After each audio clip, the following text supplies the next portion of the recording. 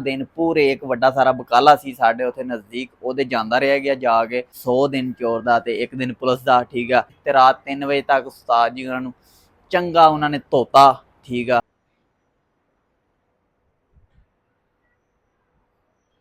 अस्सलाम वालेकुम जी, क्या हाल चाल है? उम्मीद करदा सारे ठीक ठाक हो। अज दा व्लॉग स्टार्ट हो चुका है ते अज दा टॉपिक है चोर।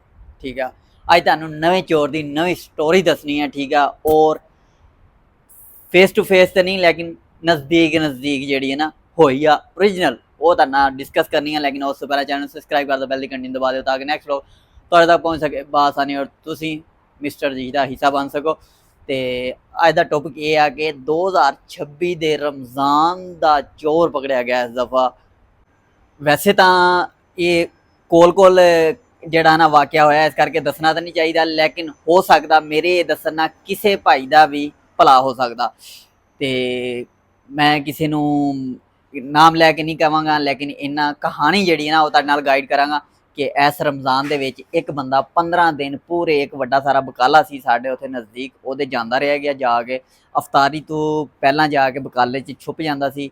ते अफतारी टाइम बकाले वाले यानी दुकान ठीक है वो बाहर जाते सीगे काम नमाज पढ़न अफतारी दी, ते वो पिछों अपनी कार्रवाई पा के गले चों पैसे वगैरह लै लैंदा सी। फिर उस तो बाद फिर उत्थे जाके जिते छुपदा सी उत्थे छुप जांदा सी। फिर जो आउंदी सी अफतारी तो बाद कस्टमर ज़्यादा होंदे ने तो पता नहीं चलता, इस करके उन्हां दे विच शामिल होकर बाहर निकल जाता सी।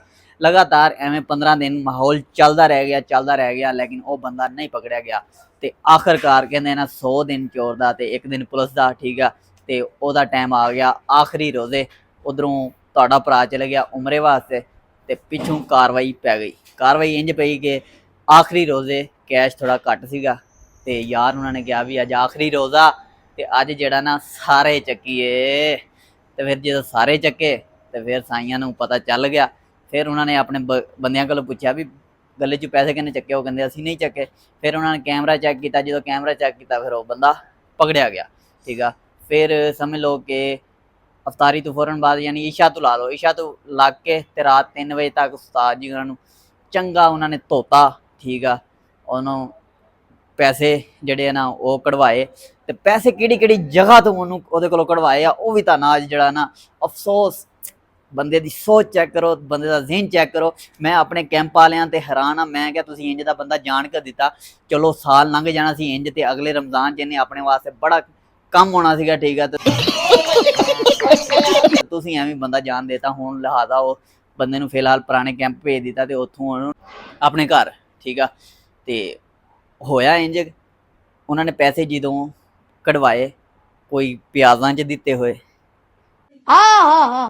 गड्डी दीयां सीटां चों पैसे निकले यार। और मज़े की गल है कि जे सीट ते वो बहिंदा सी उहदे उत्ते कदे कदे मैं भी आण के बहिंदा सीगा, लेकिन जो मैनूं पता चलिया मैं कहा यार मेरी मेरी तरक्की की होनी यार। मैं पैसों के उत्ते बहिंदा रह गया, अल्लाह दे मारो मुझे मारो मारो मुझे मारो बंदे पैसों की बदहोई करदा रह गया। ठीक है, लक्ष्मी के उत्ते बह के मैं जांदा रह गया।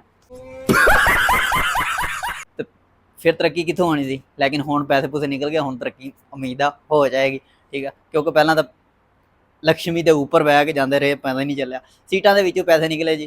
ठीक है, बाकी अज का टॉपिक यह है दसन का आइडिया यह है जिन्ने भी वड्डे दुकानदार हैं, जिन्ने भी वड्डे बकाले वाले हैं, ठीक है, सऊदी या किते भी, ठीक है, वो अपने जड़ा ना अगर किते जाते हो तो वो दोबारा आन के उन्ने के मिनटां का जिन्ना के मिनट तुसीं अपना काउंटर छड्ड के जाते हो उहदा रिकॉर्डिंग दोबारा चैक कर लिया करो। ठीक है, तो हो सकता मेरी इस वीडियो तो काफ़ी भरावां ठीक है जोड़े वीडियो वेखण वाले आ जां तुहाडा किसी रिलेटिड बकाला या वड्डी दुकान आ तो उन्होंने लाजमी शेयर कर दो, ताकि अगर हो नहीं सकता भी दुकान तो ही कोई बंदा एवें करे, बाहरला भी बंदा एवें कर सकता। लिहाजा मिसगाइड होने तो बेहतर आ अपना कैमरा जो रेगूलर चैक करते रहा करो। अज का टॉपिक इन्ना ही, मिलते हैं नेक्स्ट व्लॉग नेक्स्ट वीडियो जल्दी चैनल सब्सक्राइब कर दो, बेल घंटी दबा दो ताकि नेक्स्ट व्लॉग आप तक पहुँच सके बात नहीं और आप मिस्टर जीश का हिस्सा बन सकें।